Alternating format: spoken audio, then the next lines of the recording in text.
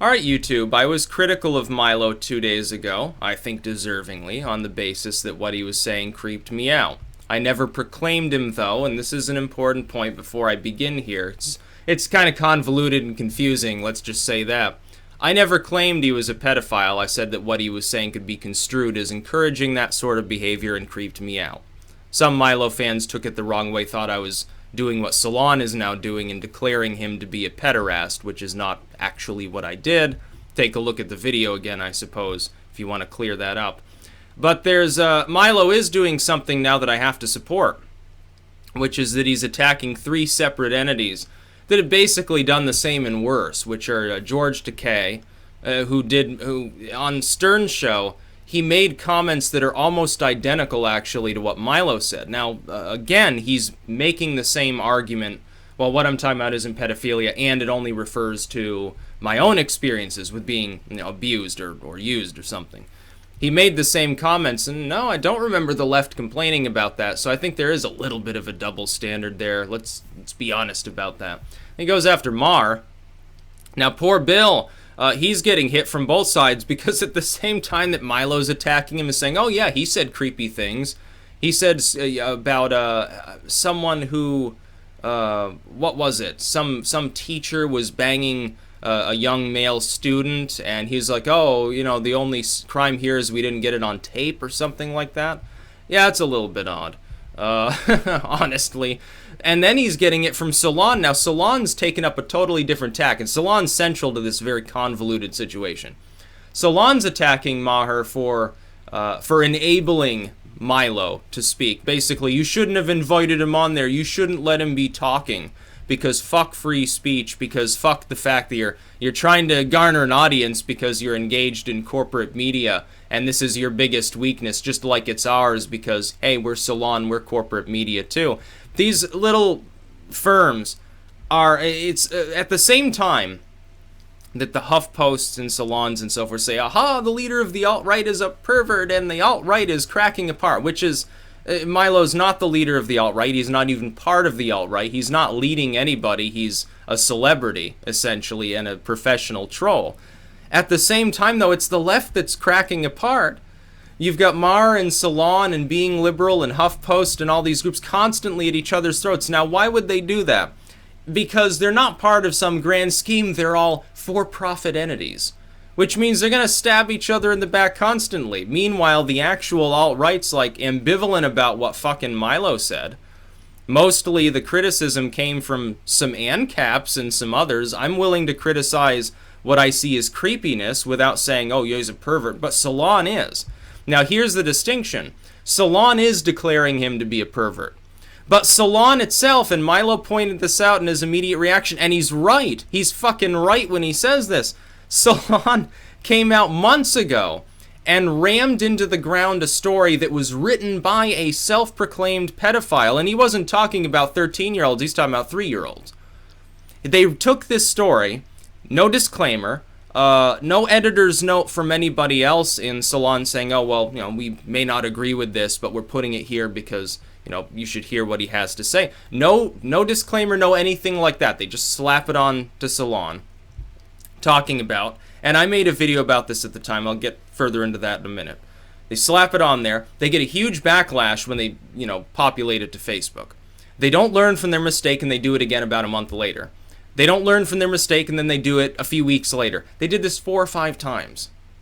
And they were unrepentant about it. They never addressed the issue. Now they've taken those articles down, as people have pointed out, because you know what?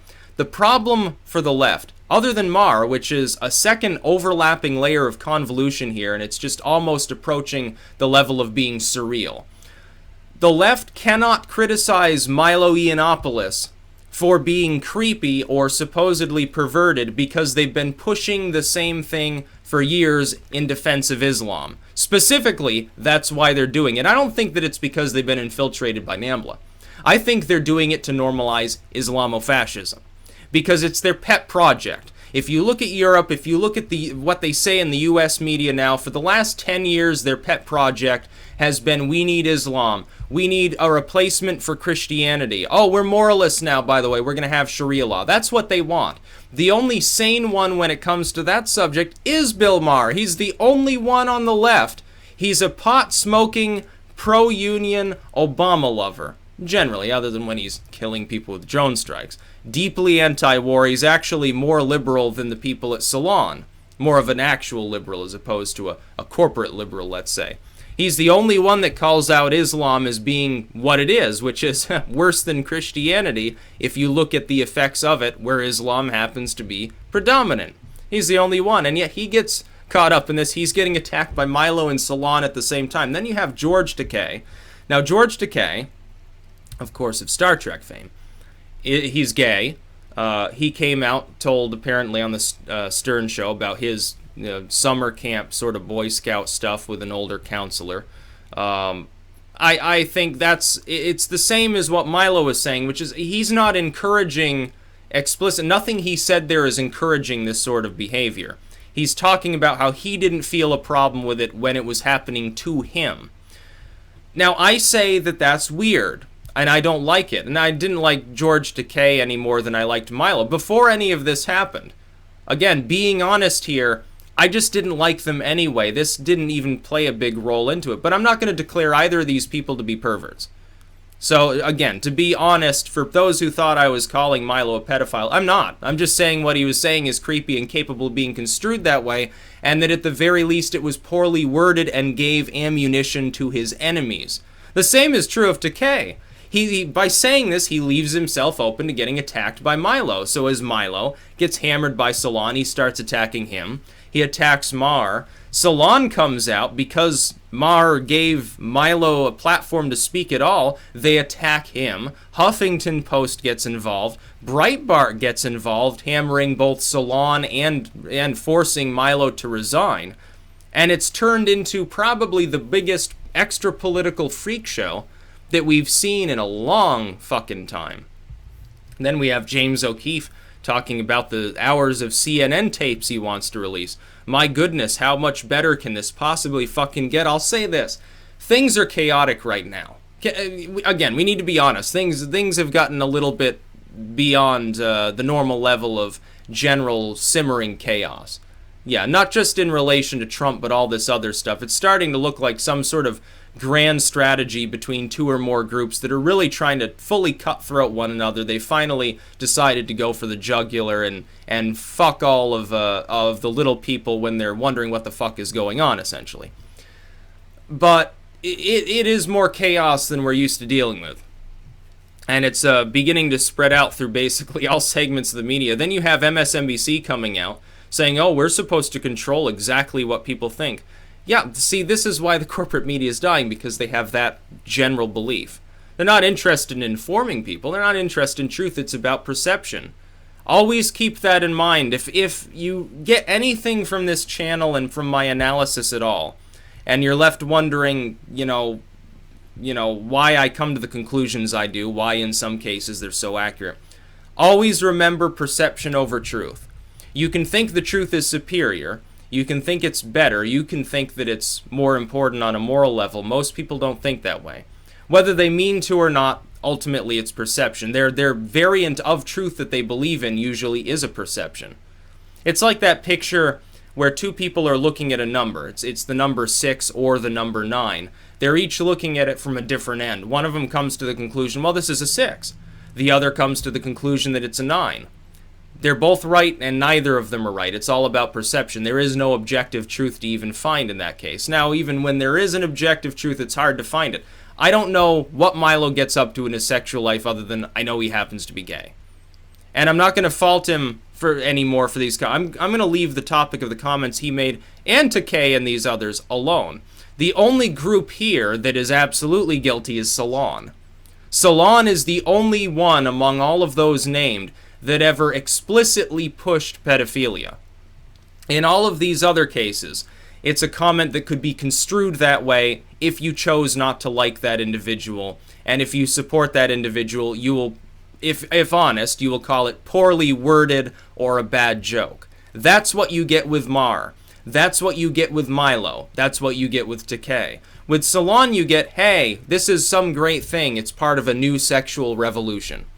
So Salon should bear the brunt of blame here, and they delete their articles like the fucking cowards they are. I'm not surprised why. I trolled the articles when they first posted them, and I was one of those who I can remain a little bit above the fray on this, because one of the criticisms from like the alt-right, Milo fans and so forth is, hey, these people never criticized Lena Dunham or Salon when they were talking about this stuff. Well, I did. I criticized them both, so I can criticize freely, because it's called being honest. You're saying something sounds creepy, but you can't say that with honesty if you haven't also criticized people on the other side of the so-called spectrum who've done the same thing or worse. In Lena Dunham's case, it was worse. In Salon's case, it was much, much worse. Salon is the guilty party here above everybody else. Honestly, they shouldn't even exist. The fact that anyone takes them seriously, their predictions always fall through. None of them are correct. Their analysis is warped beyond possibility. Their bias is so transparent that even a total liberal could see through it.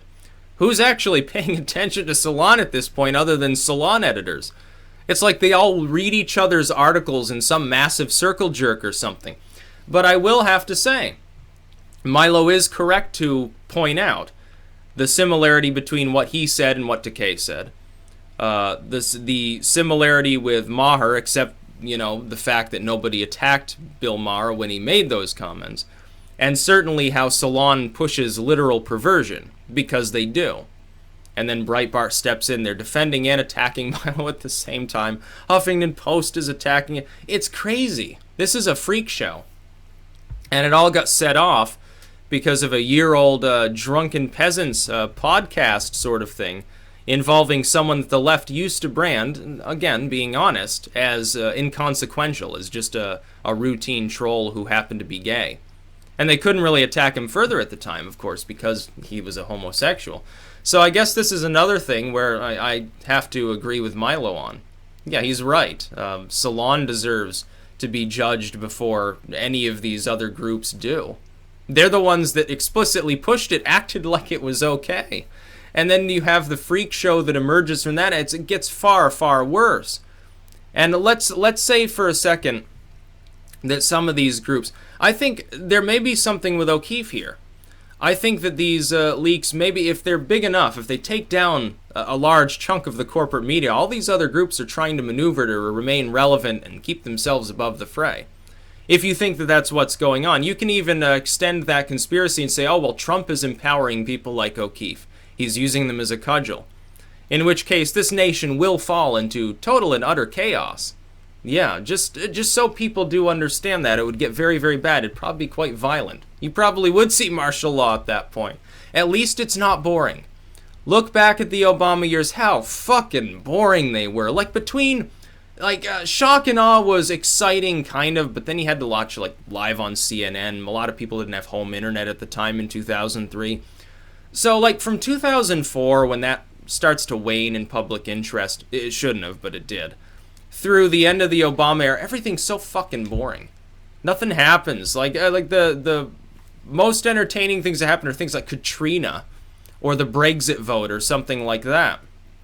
Now, though, everything's exciting. Everything's chaos, because all the corporate media can do is talk about how Trump's evil and everyone associated with him's evil. That's all they talk about now, honestly.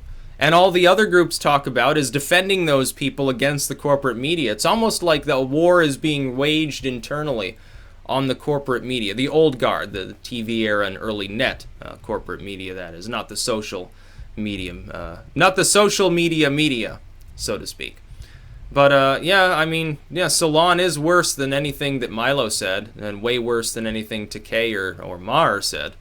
So I think that they're the odd man out here. They're also the only thing listed there that happens to be a corporate entity as opposed to an individual, which means that there was a vetting. It wasn't some offhand comment made by some random Salon editor. It was something that was posted there with the permission of the company. It was allowed to be there. I think it was a contribution as opposed to a long-term editor.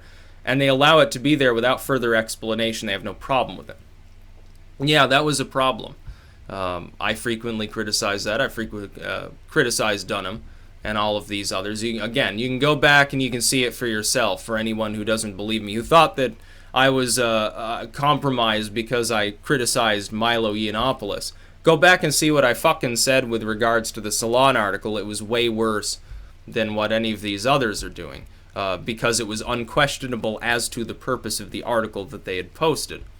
So again, be intellectually honest. If I feel creeped out by something someone said, I'm going to point that out. It doesn't mean that I'm calling them a pervert. It means that I'm saying it's poorly worded. It could be construed that way by their enemies. And oftentimes, a lot of the people who are going to try to defend them are being hypocrites because they've called out similar actions by others at the same time. That's the main problem here. So that's what I have to say about it. That's about all. Peace out.